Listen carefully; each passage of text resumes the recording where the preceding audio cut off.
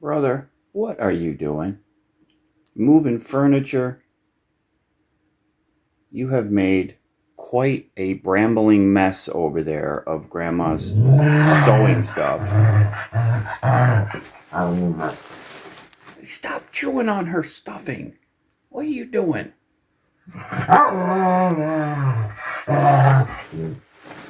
Hey! Left! Hey! What the heck are you doing?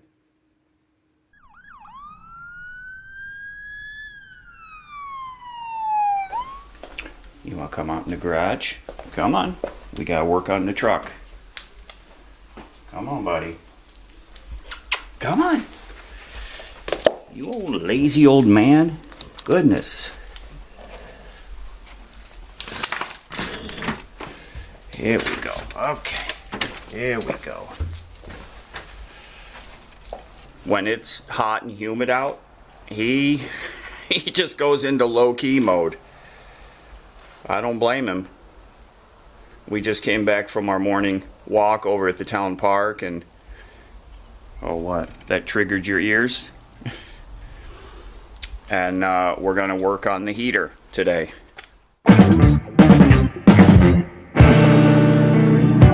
know, I was having problems. I was hearing that noise from the heater that's in there.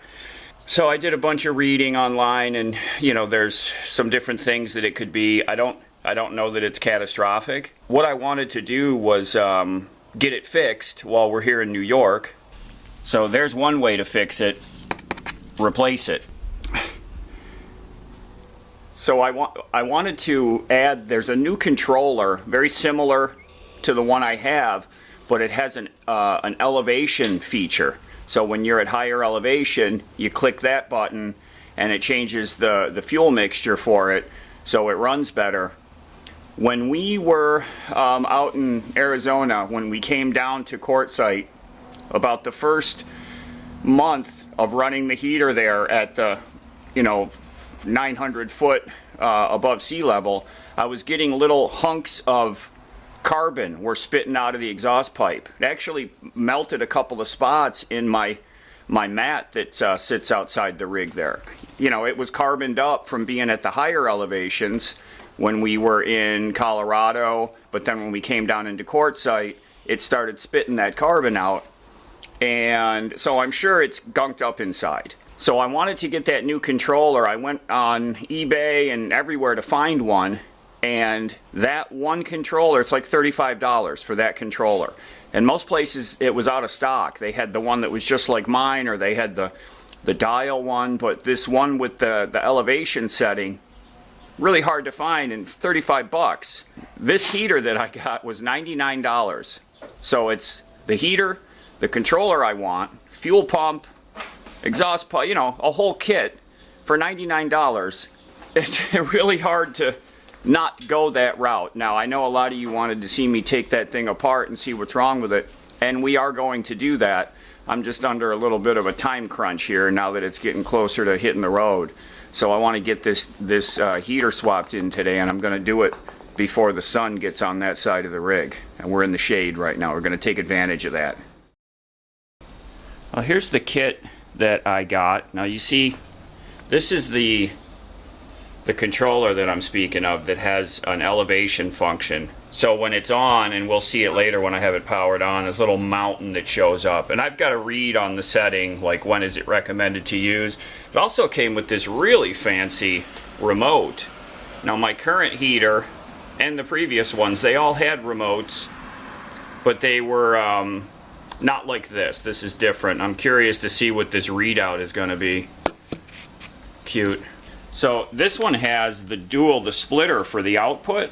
I'm trying to figure out how I can utilize this to send a second branch of heat over to my battery cabinet. One of the guys that I toured a rig on a couple of years ago, he had that.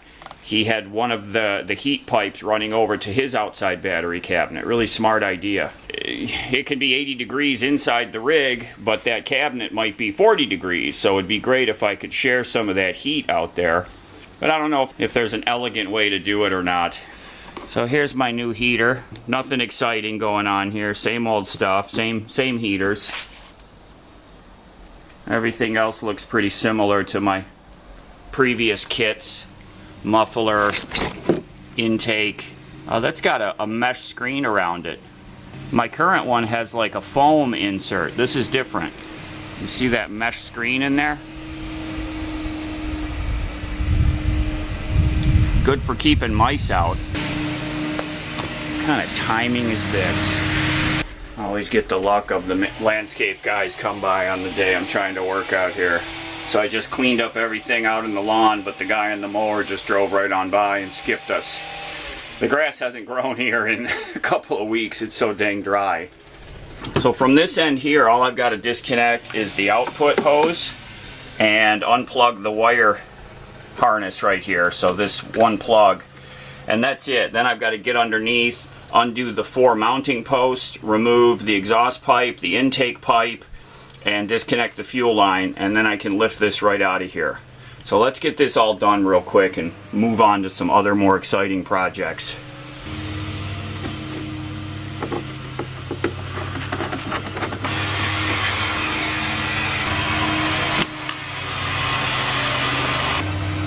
Well, I have one more wire. Why do I have one that I have to cut?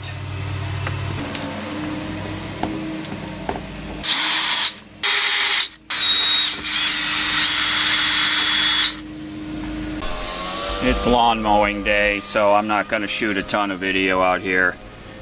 So before I take off the fuel line, I'm going to clamp it off just using a little piece of rubber hose on my vice grips, and I'll squeeze that.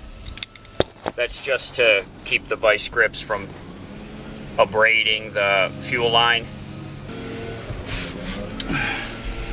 All we got to do is get up under here and disconnect. So there's the fuel line, and you can see the exhaust pipe and the air intake pipe up there. We'll get those hose clamps off. We should have this out in about 5 minutes.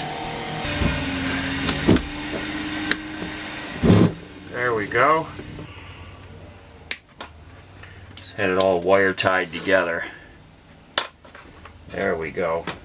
So I think what I'm going to do on this, the wires that go down to the fuel pump, I'm going to put plugs on them, so if I have to do this in the future, I don't have to clip those wires. I should have done it last time. I don't know why I didn't.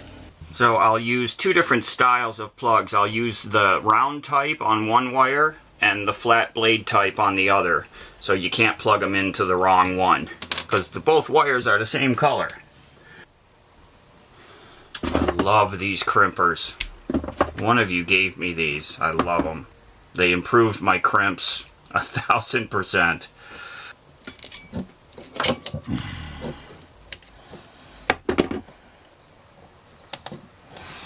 I did such a good job soldering all this last time, now I gotta rip it all apart.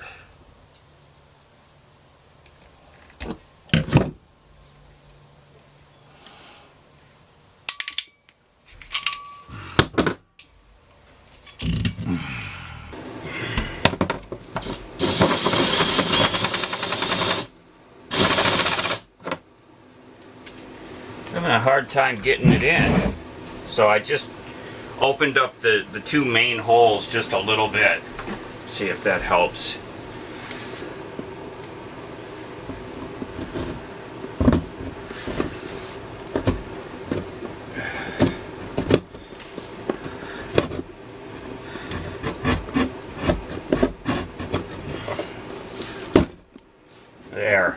There we go.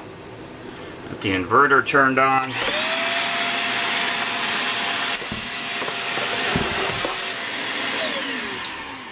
We're going to do a once-over cleanup on the rig before we head back out on the road, that's for dang sure. My daughter keeps asking if she can come over and help clean. Didn't you, sweetheart? Maybe I dreamt that. So when you install your heater, make sure the rubber gasket is on here.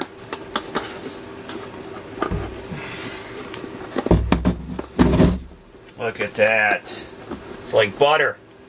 I'm gonna go down below and get it all bolted up.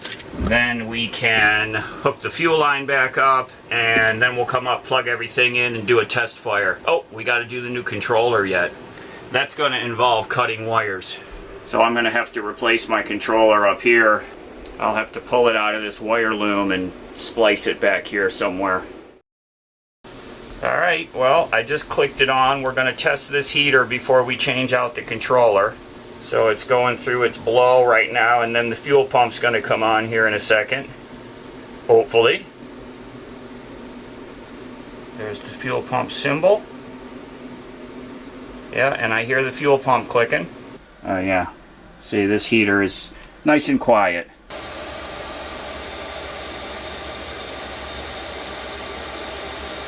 Oh yeah, we got warm air. She's working. Alright, I gotta turn the fan on and open the door. It's gonna get hot in here.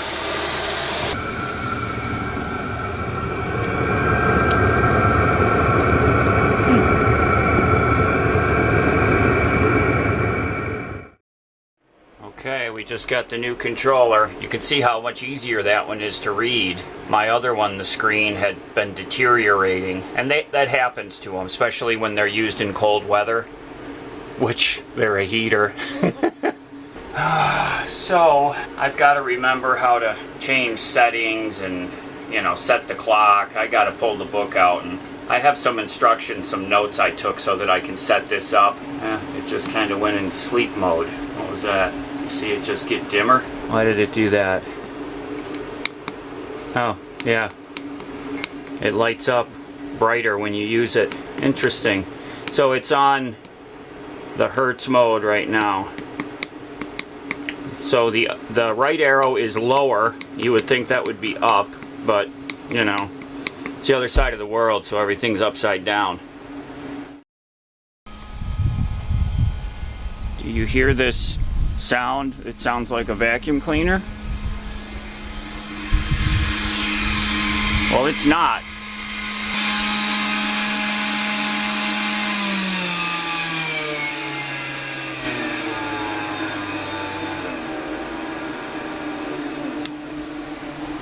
I've got the ceiling fan running. It's warm out here today. For end of August, we got a little heat wave going on. So what you were just hearing was my updated fan that's a vent fan for my battery cabinet, my electronics cabinet. You know, my charge controller, my inverter, and my batteries are all in that cabinet. And I did have a small computer fan there that just didn't move hardly any air. It was like a quiet fan type. You couldn't hear it all, but it didn't really move any air. So I went searching for a solution, and what I found was it's actually a marine product. So I had bored a 3-inch hole through this wall and then through the cabinet wall. I found a vent fan with a 3-inch OD that fit right into that hole, and we'll go out and I'll show you what it looks like from the other side. So that's what it looks like from this side. This thing moves some air. I kid you not. I mean, a lot. There it is. So the fan is contained within the tube. It has some mounting feet, and you see I drilled some holes through the mounting feet and put it up into the wall. So it's screwed into the wall of the cabinet right there. And then wired it in. I've got some plugs there in case I ever need to unplug it. And then I just ran it, sharing the path with the propane hose. This thing moves air like you would not believe, but it's loud. When I put it on like a lower setting, and that rotary knob that you saw me move, that wasn't part of the kit. It didn't come with any type of switch. It was just to be wired in like to an existing system or an on-off switch. So I went and found an adjustable switch for a 12-volt fan, And that's what I installed here. Now it's just, you can see it's labeled heat blower, because this is where the switch used to be for the rear heating unit. So I removed that switch because it's no longer wired or anything. I had to drill a smaller hole for this to mount it to. And I'm just going to put a little cover over this hole right here. So this is just an inexpensive little controller for 12 volt fans specifically to give it variable speeds.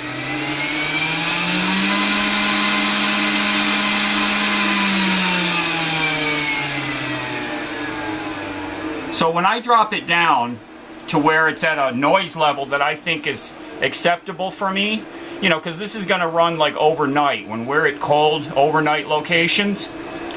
Like that setting right there, I could sleep easily. I'd actually probably sleep better with that little bit of background noise. And it's still moving a lot of air.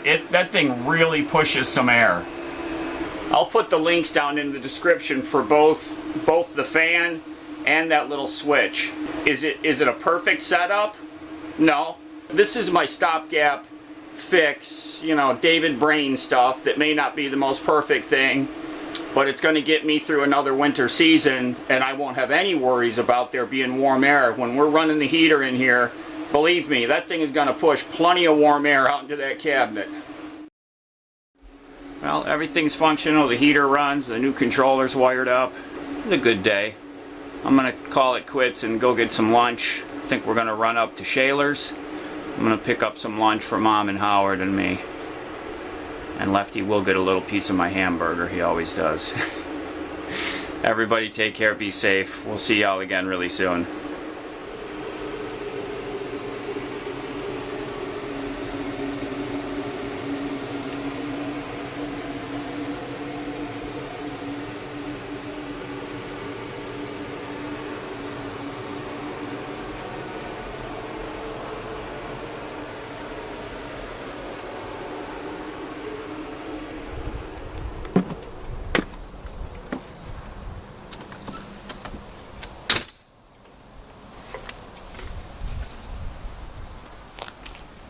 Supervisor, you want to come QC my job? I'm sorry, what's that? Tomorrow? You're off shift?